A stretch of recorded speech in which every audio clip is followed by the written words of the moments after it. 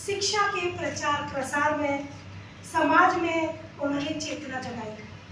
विश्वामित्र घर घर पढ़े जाने वाला पत्र जिसने सामाजिक विसंगतियों से जूझने के लिए और उसको एक उन्होंने समाज में चेतना जगाई। समाज सुधार में ऐतिहासिक आपकी भूमिका रही है।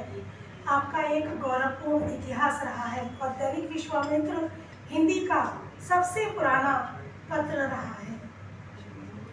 प्रकाश चंद्र अग्रवाल विश्वामित्र के मुख्य संपादक, मुख्य कर्ता धर्ता है, लेकिन आज दांत में व्यथा होने के कारण वो उपस्थित नहीं हो पाए हैं, तो हम माफ़ी मांगते हैं, माफ़ी चाहते हैं। और कलकत्ते के श्री प्रदीप शुक्ला जी वर्तमान दैनिक विश्वामित्र के प्रभारी संपादक हैं। आप प्रखर प्रतिबद्ध पत्रकार हैं, आप हमारे साथ यहाँ पर उपस्थित हैं। मैं अपने जो विशिष्ट अतिथि हैं उनसे निवेदन करूंगी कि आप मंच पर आए। आदरणीय महावीर बजाज जी, 4 दशकों से आप सामाजिक व साहित्यिक क्षेत्र में निरंतर सक्रिय रहे हैं। कोलकाता महानगर के प्रतिष्ठित श्री कुमार सभा पुस्तकालय के सचिव रह चुके हैं। वर्तमान में आप अध्यक्ष हैं, साहित्य अनुरागी हैं। मैं राजीव टाटा जी से विनम्र निवेदन करूंगी कि आप सर को पुष्पगुच्छ देकर उनका स्वागत करें।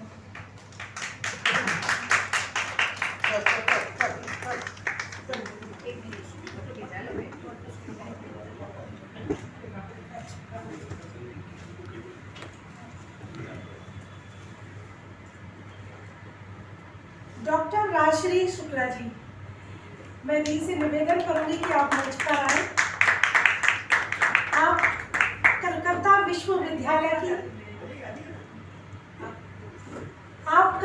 विश्वविद्यालय की हिंदी विभाग अध्यक्ष हैं।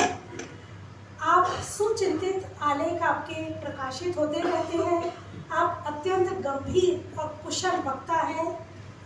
हमें गर्व है कि राजश्री दी समारोह में आई और हमारे अपना अमूल्य समय दिया, और सबसे बड़ी उनकी विशेष सम्मानीय शंभुनाथ जी, डॉक्टर राजश्री शुक्ला, ऋतु जी डागा, सविता जी पोखरा, आप सभी सुधीजन,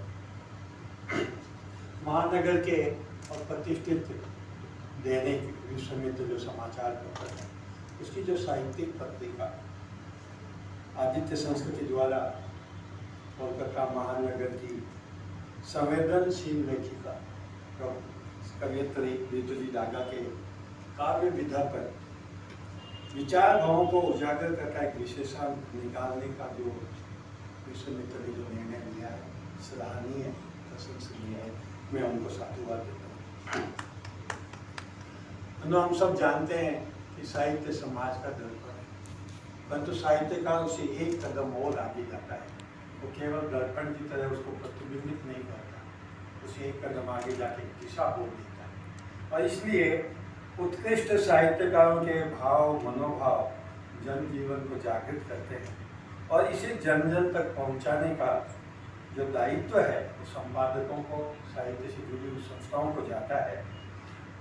और इस दृष्टि से आदित्य संस्कृति के जो संपादक गण हैं उनका भी मैं धन्यवाद करता हूँ। मुझे ऋतु जी डागा से पहला परिचय जैसे टेलीफोन पे हुआ। प्रदीप जी ने बताया कि ऋतु जी एक शक्ति और पराशक्ति पर कुछ जानना, कुछ लिखना चाहती है, और इसलिए आपके पुस्तकालय में आना चाहते, पर जैसा भी कहीं भाग्य नहीं हो पाया, मैं भी व्यस्त रहा, बाहर भी गया, इसलिए उनसे प्रत्यक्ष मुलाकात नहीं हो पाई। आज ये पहली मुलाकात मेरे से हुई है, और इसलिए उनकी जो लघु कथाएँ और संस्मरण और जो काव्य जो सारी जो धारा है, उनकी गूंज तो सुनने को कई बार मिली मेरे को, परंतु प्रत्यक्ष जो संस्कार, जो बात, जो आज जो दर्शन है वो आज ही हुआ है।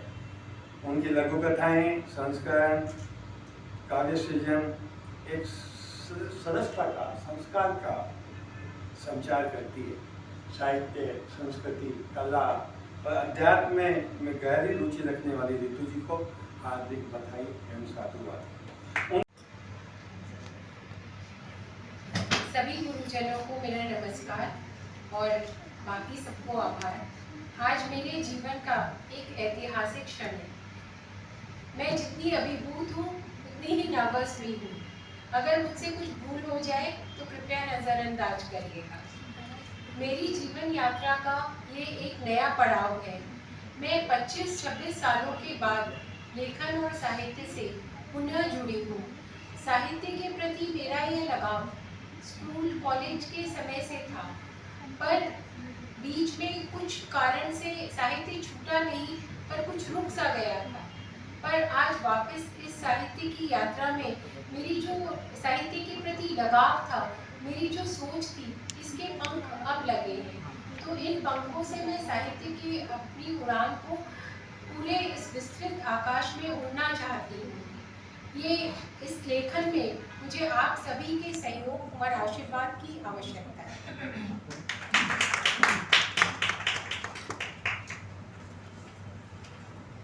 जैसा कि बजाज जी ने मेरी एक कविता द्रौपदी के चीरहरण के विषय में कहा, ये कविता मैंने श्री कृष्ण जब महाभारत युद्ध के पहले कौरवों के शिविर में शांति प्रस्ताव लेके जाने वाले थे, उस समय कृष्ण और द्रौपदी के बीच में जो वार्तालाप हुआ, उस विषय में अपनी कुछ पंक्तियाँ लिखी हैं। ये पंक्तियाँ ऐसे हैं। रणभेरी कुरुक्षेत्र में बज रही, रणभेरी कुरुक्षेत्र में बज रही, आतुर था हर योद्धा लड़ने को, ले शांति प्रस्ताव कृष्ण चले, कौरव पुत्रों को समझाने को। द्रुपद सुता ने प्रस्ताव ठुकराया, प्रतिशोध से धधक रहा था मन, कर याद अपमान जी अकुलाया, जो अग्नि में जल रहा हो तन। सभा पराक्रमियों से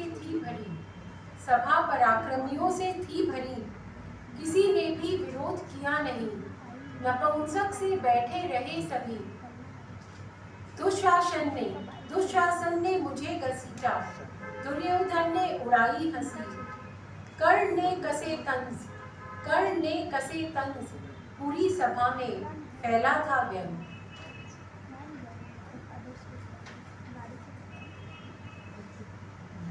नतमस्तक थे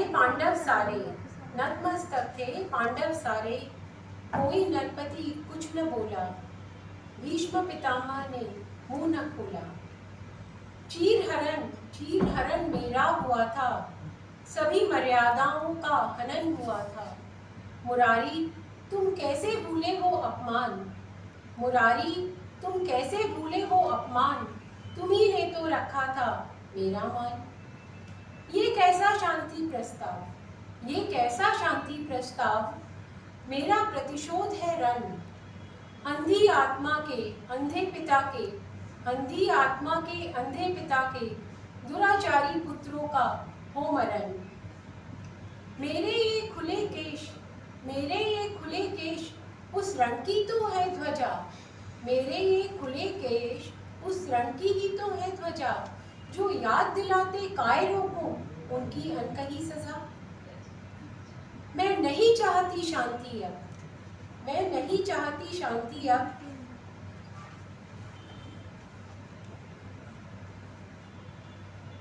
रणभेरी बज जाने दो गिरधर, मैं नहीं चाहती शांति अब, रणभेरी बज जाने दो गिरधर। ये रणभूमि बन जाएगी मरघट, रण में कौन से पासे अब शकुनी खेलेगा, मेरे अपमान का बदला ये रण स्वयं ही ले लेगा। दुराचारियों के शोणित से ही अब मेरी प्यास बुझेगी, देख अंत गांधारी पुत्रों का इस अंतर मन की आग बुझेगी।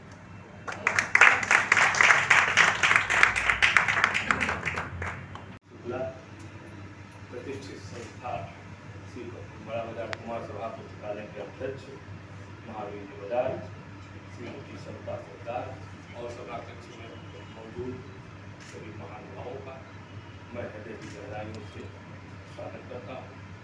आप कम समय में हमारे बुलावे पर उपस्थित हुए, हमको इससे उत्साह मिलेगा, ऊर्जा मिलेगी, भविष्य में और इस तरह के कार्यक्रम आयोजित करने के लिए प्रेरित।